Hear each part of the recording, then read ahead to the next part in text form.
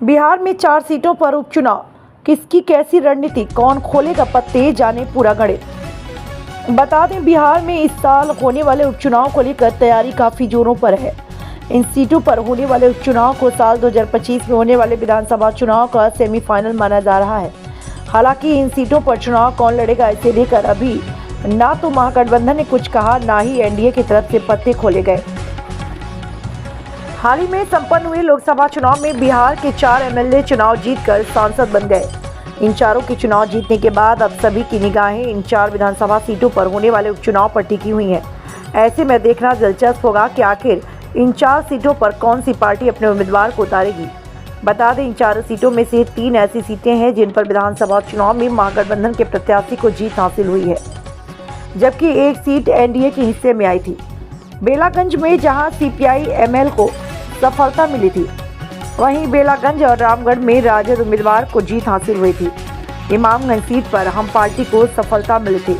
इनमें तरारी सीट पर CPI ML के सुदामा प्रसाद ने निर्दलीय सुनील पांडे को शिकस्त दिया था, जबकि रामगढ़ सीट से राजद के सुधाकर सिंह ने बसपा की अंबिका सिंह को पछाड़ दिया था और बेलागंज सीट पर राजद के सुरेंद्र यादव ने जदयू के अभय कुमार सिन्हा को हराया था। इस साल संपन्न हुए लोकसभा चुनाव में तरारी से विधायक सुदामा प्रसाद आरा लोकसभा सीट के लिए चुने गए, जबकि बेलागंज से विधायक सुरेंद्र यादव ने जहानाबाद सीट से जीत हासिल की। वहीं रामगढ़ विधायक सुधाकर सिंह ने बक्सर सीट से और इमामगंज विधायक जीतन राम मांझी ने गया सुरक्षित सीट से जीत हासिल की। अगर इन विधानसभा सीटों पर विभिन्न राजनीतिक दलों के प्रदर्शन की बात की जाए तो इमामगंज सीट पर अब तक हुए चुनाव में 2 बार हम पार्टी को जीत हासिल हुई है और 4 बार जदयू को सफलता हासिल हुई।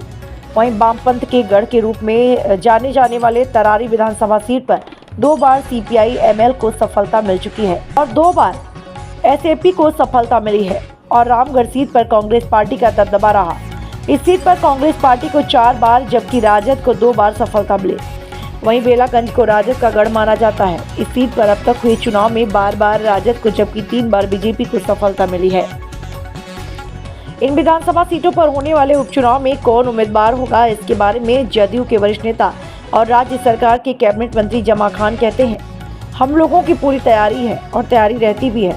हम लोग बराबर काम करते हैं। हमारे नेता नीतीश कुमार बराबर इस बात के लिए निर्देशित करते रहते हैं कि तमाम लोग अपने विधानसभा में काम करते रहे। जहाँ तक विधानसभा उपचुनाव की बात है, नेता निर्णय लेंगे, बैठकर बातें करेंगे, क्योंकि हमारा गठबंधन है। उस गठबंधन में सबको बैठकर बात करनी है। नेता का जो भी आदेश होगा उसका पालन होगा। कोई भी चुनाव लड़ेगा तो हम लोग मिलजुल कर चुनाव जीतेंगे।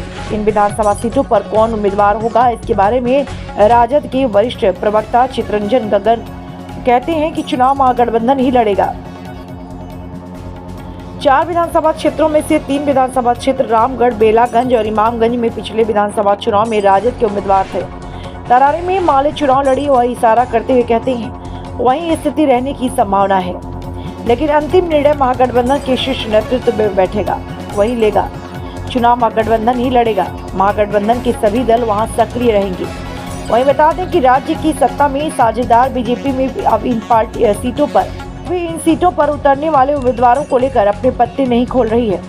बीजेपी के प्रदेश उपाध्यक्ष संतोष पाठक कहते हैं, यह सामूहिक नेतृत्व का विषय है और हमारे अध्यक्ष ने भी कहा है कि प्रत्याशी एनडीए के होंगे।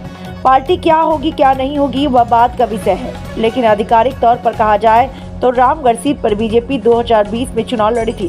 तरारी सीट भी बीजेपी लड़ी थी और इसके अलावा 2 अन्य बेला और इमामगंज सीटों पर बेला में जदयू लड़ी थी और इमामगंज सीट पर हम पार्टी ने चुनाव लड़ा था। अगर पुरानी व्यवस्था को देखा जाए तो उस आधार पर रामगढ़ और तरारी बीजेपी चुनाव लड़ सकती है और इमामगंज जिला में जदयू और हम पार्टी के प्रत्याशी हो सकते हैं, लेकिन अभी तक इस पर स्पष्ट निर्णय नहीं लिए गए। एनडीए के प्रमुख नेता नीतीश कुमार, बीजेपी के प्रदेश अध्यक्ष, दोनों डिप्टी सीएम, पार्टी के कोर कमेटी के अन्य सदस्य बैठकर इस पर निर्णय लेंगे।